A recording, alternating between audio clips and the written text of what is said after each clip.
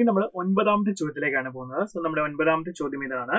ഈ ചോദ്യം വന്നിരിക്കുന്ന ഡിഫറൻഷ്യൽ ഇക്വേഷൻ എന്ന് പറഞ്ഞ ചാപ്റ്ററിലെ ക്വസ്റ്റൻ ആണ് കേട്ടോ. സോ അപ്പൊ എന്താ വന്നിരിക്കുന്നത്? Let y equal to y of x be the solution of the differential equation. ഒരു ഡിഫറൻഷ്യൽ ഇക്വേഷൻ നമുക്ക് തന്നിട്ടുണ്ട്. Then y of 0 equal to 0 ആണ്. ദെൻ ആണെങ്കിൽ y ഓഫ് √3 എത്രയാണെന്നാണ് നമ്മളോട് ചോദിച്ചിരിക്കുന്നത്. സോ അപ്പൊ ആദ്യം നമുക്ക് ഈ ഡിഫറൻഷ്യൽ ഇക്വേഷൻ എന്ത് ചെയ്യണം? നമുക്ക് ഒരു ഫോമിലേക്ക് നമുക്ക് മാറ്റണം അല്ലെ. നമുക്ക് ഏതെങ്കിലും ഫോമിലേക്ക് കൺവേർട്ട് ആകുമോ നമുക്ക് നോക്കാം. ഇത് ആക്കാൻ പറ്റുന്ന ലീനിയർ ഡിഫറൻഷ്യൽ ഇക്വേഷൻ ആണെന്ന് തോന്നുന്നു. നമുക്കൊന്ന് ട്രൈ ചെയ്ത് നോക്കാം. ഓക്കെ, സോ ഇവിടെ ഒരു 1 + x² dy ഉണ്ട്.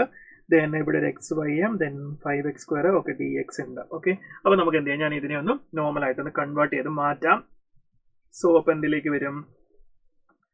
So 1 + x², then dy/dx plus xy, then 5, then എന്ത് വരും? ഓക്കെ, അതിന് നമ്മൾ അപ്പുറത്തേക്ക് കൊണ്ടുപോകുന്നു. സോ 5x² കേട്ടോ. 5x² 5x² into √1 + x². Ready? So അപ്പൊ നമുക്കിനി ത്രൂ ഔട്ട് ഞാൻ 1 + x² ഡിവൈഡ് ചെയ്യുന്നു. സോ dy/dx ഈക്വൽ ടു ഇവിടെ x/1 + x² y equal to ഇവിടെ എന്ത് കിട്ടും നമുക്ക്? 5x² ഡിവൈഡ് ബൈ √1 + x² എന്ന് വരും. റെഡി അല്ലേ? So yes. സോ നമുക്കിപ്പോൾ എന്താ ലീനിയർ ഡിഫറൻഷ്യൽ ഇക്വേഷൻ ഫോമിൽ കിട്ടി. സോ ഇത് P ആണ്, ഇത് Q ആണ്. സോ ലീനിയർ ഡിഫറൻഷ്യൽ ഇക്വേഷൻ ആണെങ്കിൽ നമ്മൾ ഇന്റഗ്രേറ്റിംഗ് ഫാക്ടർ കണ്ടുപിടിക്കണം അല്ലെ. സോ IF കണ്ടുപിടിക്കണം. എന്താണ്? e⁻P dx അല്ലെ. സോ അപ്പൊ നമുക്ക് എന്ത് കിട്ടും? e⁻P എന്ന് പറഞ്ഞാൽ എന്താണ്? x/1 + x² dx നമുക്ക് എഴുതണം. റെഡി? സോ ഇത് നോക്കിയാൽ മക്കളെ, 1 + x² താഴെ കിടക്കുന്നതിന്റെ ഡെറിവേറ്റീവ് ആണോ മേലെ നോക്കിയേ. നമുക്ക് ഇവിടെ ഒരു 2x കൊടുത്തു കഴിഞ്ഞാൽ അത് കറക്റ്റ് ആവും. സോ അപ്പൊ നമ്മൾ താഴെ ഒരു 2 കൂടെ കൊടുക്കണം അല്ലെ.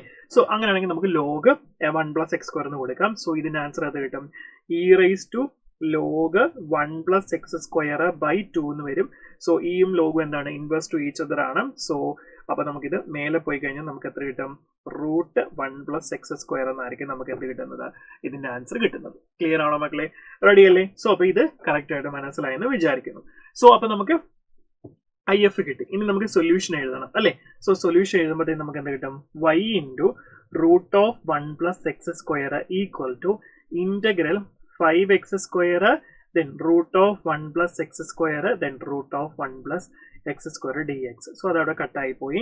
ദെൻ ഇവിടെ നമുക്ക് y into √1 + x² equal to ഇവിടെ ഇന്റഗ്രൽ 5x² dx എന്ന് വരും. അത് നമുക്ക് 5x³ 3 + c എന്ന് കിട്ടും. റെഡി അല്ലേ?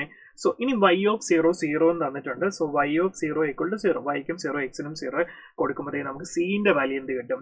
c-ന്റെ വാല്യൂ ഇവിടെ നമുക്ക് 0 തന്നെ കിട്ടും. ഓക്കെ, സോ അപ്പൊ നമുക്ക് y equal to 5x³ divide by 3 into √1 + x² എന്ന് വരും. നമുക്ക് y ഓഫ് √3 ആണ് വേണ്ടത്. സോ y ഓഫ് √3 വരുമ്പോൾ നമ്മൾ x-ന് എന്ത് കൊടുക്കുന്നു?